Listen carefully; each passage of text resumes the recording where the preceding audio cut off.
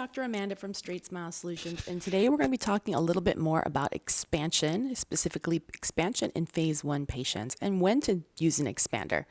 And unfortunately, there's no easy way to wrap this up in a tidy box with a bow. It really just comes with experience. But I'll go through a few scenarios and give you a few tips of kind of how I advise my clients when to expand and how I teach them about expansion. And over time, as they start to see more and more patients, they start to understand.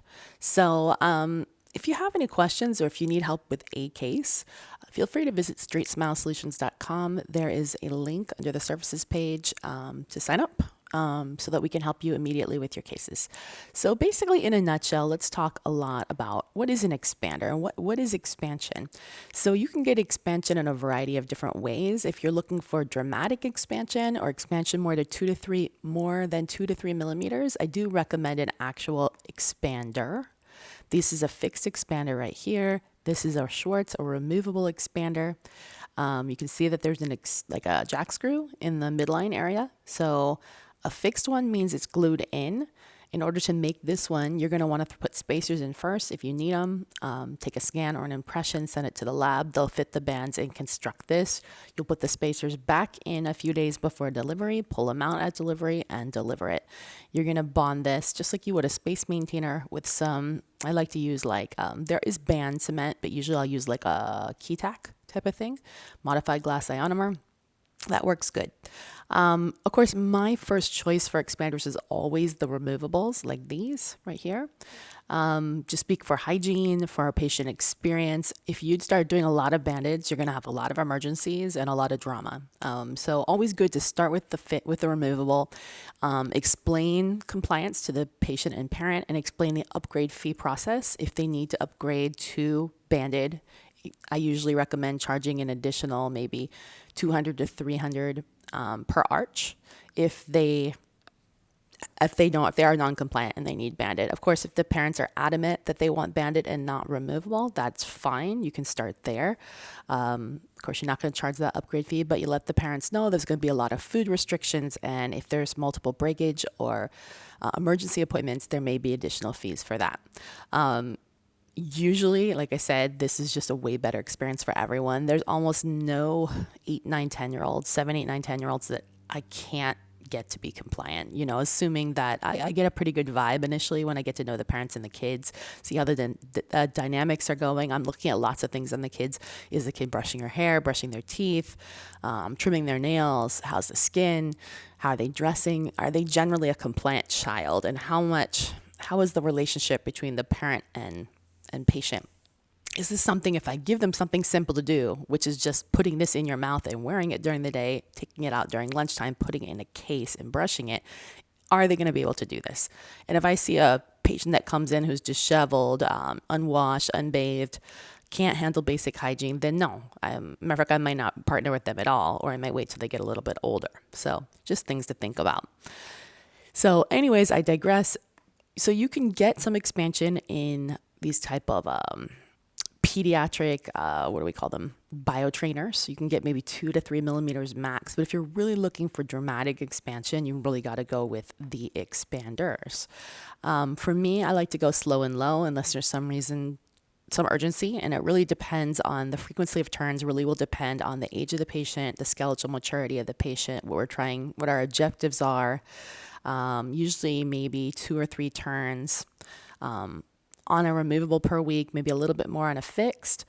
Total turns will depend on how the patient responds. You have to keep a close eye on it. Of course, don't want to overturn. You want to make sure the patient's coming back regularly every 2 to 3 weeks or 3 to 4 weeks in your office to be checked. You're checking a bunch of stuff. We can talk about what that looks like. So, I had one patient that they basically ghosted. They disappeared. They hadn't expanded, and they were just cranking it like crazy. Of course, there's a limit eventually to how much it cranks, but they totally blew the bite. We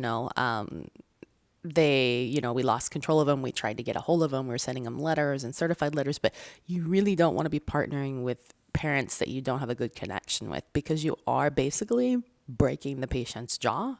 It's not fused, so it's not broken, but you're, distracting it. And things can happen if it's done incorrectly. So you don't just want to be doing this, out of control. Okay, so more things. I mean, you can bling out these expanders in a variety of different ways to control habits, tongue position, tongue thrusts. You can also straighten teeth by putting all kinds of little screws and pistons in them. There's so much cool stuff you can do. The cool thing is that if you expand patients when they're young, with these kind of $100 to $200 expanders, and just let them be, the teeth actually come up usually quite ideally to begin with. They don't come up crooked because you made space for them. Assuming you're doing this before too many teeth are in, when the patient is 6, 7, 8, 9, maybe. Not when the patient's 11, that's not going to do much. You're going to have to do braces too. A lot of times if you do this really young, you don't even need braces. Or if you do, the need is like need, not need. It's a want. It's not a need. It's just aesthetic. So that's pretty sweet. And you can take a case from a 2-year braces case with extractions down to a 3-month clear aligner case, just because you made space at the beginning, and it ends up being way cheaper.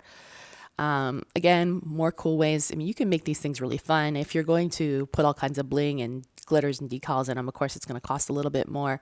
This is an expander here as well, but this is also an expander that it works similar to the Invisalign MA appliance. As a matter of fact, this is the original Invisalign MA appliance. This is a twin block. So it's going to advance the mandible, help grow the mandible, as well as correct the jaw.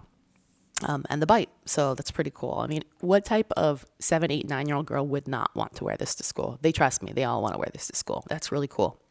So, again, more different modifications. This one you can use, and this is an older kid, so you're using it at the same time as braces.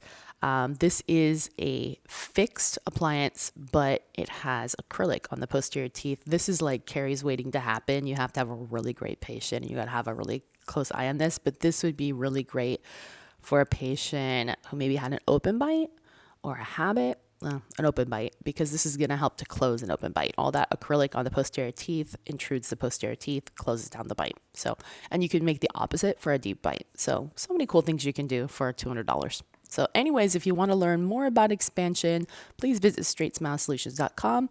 All dentists in the whole world can schedule a complimentary consultation with us. Just go to contact us and schedule it.